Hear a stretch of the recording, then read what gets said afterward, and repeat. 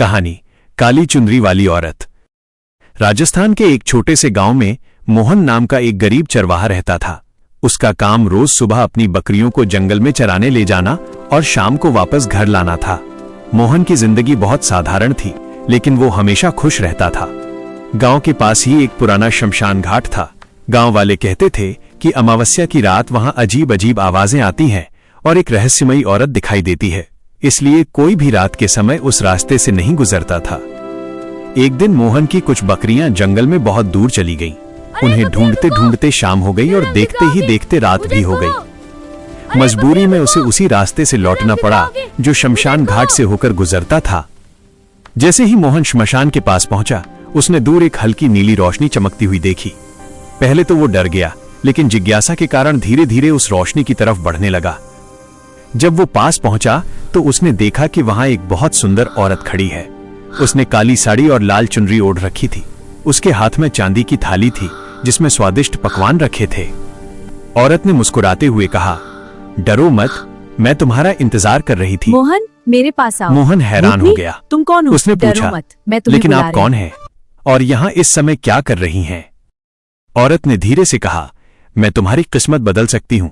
तुम्हें अब गरीबी में रहने की जरूरत नहीं। अगर तुम चाहो तो मैं तुम्हें सोने के सिक्के, बड़ा घर और स्वादिष्ट खाना दे सकती हूँ।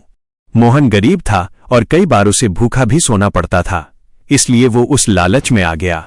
औरत उसे जंगल के अंदर ले गई। कुछ दूर चलने के बाद अचानक वहां एक भव्य महल दिखाई दिया। महल के अंदर सोने के बर्तन, चमकते हीरे और तरह तरह के पकवान रखे थे। मोहन को लगा जैसे उसका सपना सच हो गया हो, लेकिन थोड़ी देर बाद उसे कुछ अजीब महसूस होने लगा। महल में कोई और इंसान नहीं था, सिर्फ वही और वो रहस्यमयी औरत। अचानक उसने देखा कि महल की दीवारों पर कई पुरानी परछाइयां हिल रही थीं, जैसे किसी की आत्माएं कैद हों। तभी मोहन को अपनी दादी की बात याद आई।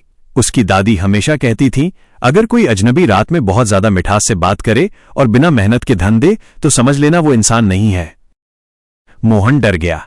उसी समय उस औरत ने अपनी लाल चुनरी उठाई और बोली, अगर तुम इस चुनरी को छू लोगे तो ये सारी दौलत हमेशा के लिए तुम्हारी हो जाएगी।